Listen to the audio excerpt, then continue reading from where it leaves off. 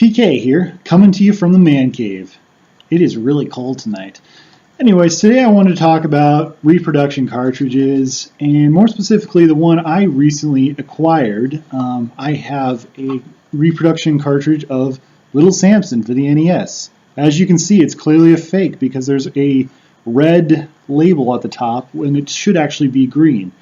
It does have 3 screws, but they're the screws, not actual like game bit screws. And obviously it has no thing on the back. If you actually look in here, there's actually a blue ROM board, which is kind of nice. I'm glad they didn't have to butcher another card or something like that to create this, which is really cool. I don't know if I said this. I got it at AliExpress.com. It's a Chinese e-commerce website, and got it for a really great price. Anyways, I'm going to talk a little bit about reproduction cartridges, kind of a little bit, especially Little Samson, and what are they good for the collecting hobby or not? I think a lot of it depends on who you ask. If you're a collector who has no desire to feed the beast and pay for games that cost astronomical prices, then you might think it's great. If you're a collector who paid high prices for games, shelf collectors, people who look at their games as a huge investment, then you probably don't really much care for it. I've even seen people say that it hurts the community or it hurts the hobby, especially if it doesn't have a special label that says it's a repro that distinguishes it from an original. I think if a person buys it strictly for the purpose of playing it on original hardware and has no intention of reselling or misrepresenting it as authentic, I personally don't see it as an issue that in any way hurts the retro game collecting community. Again, I think that's more of people who, think of their collection as an investment. I've read about people being conned and spending tons of money on fake Little Samson cards, believing them to be real. I'm sorry, but if you're willing to spend over $500 on a game and you don't ask for the game to be open to see the ROM board, I wouldn't go as far as to say that you deserve to be ripped off, but I would say someone like that is way in over their head and probably shouldn't buy a game like that unless they are a serious collector. Obviously, Little Samson fakes have shown up on eBay and been misrepresented in the past.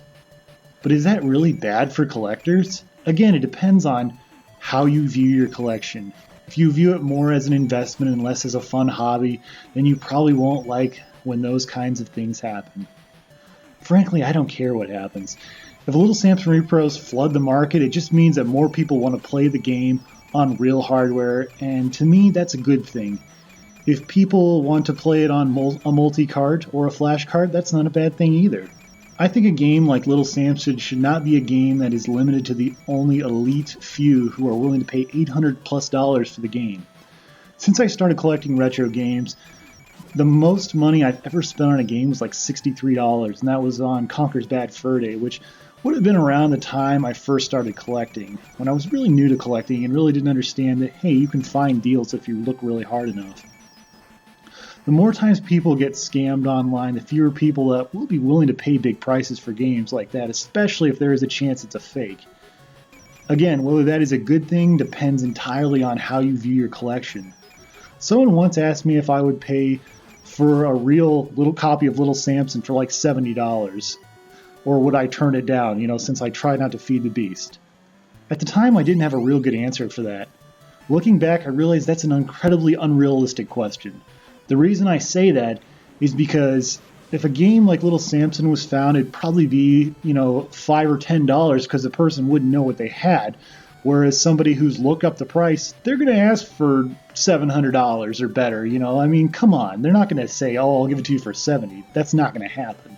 So it's a completely unrealistic question. Since I'm not going for a complete NES collection, I don't have any personal nostalgia for Little Samson, I can't personally justify owning an authentic copy of Little Samson, even for an imaginary price of $70. I would rather spend $70 on a game like Battletoads and Double Dragon on the NES before I do that, because it's a game I had when I was a kid. I think the games that are truly worth getting are the ones that mean something to you personally. For me, at the end of the day, it's all about having fun with games that I enjoy collecting. Those multi-carts, flash carts are great ways to play games on original hardware. It sure beats emulation. If you think a game is $800 worth of fun, more power to you. Your thoughts. Do you think repros of expensive games are hurting the retro gaming community? Should rare, expensive games be only allowed to be played by the elite collectors of these rare gaming antiquities? Comment below. I really want to hear what you have to say. Thanks again for watching, and keep on gaming.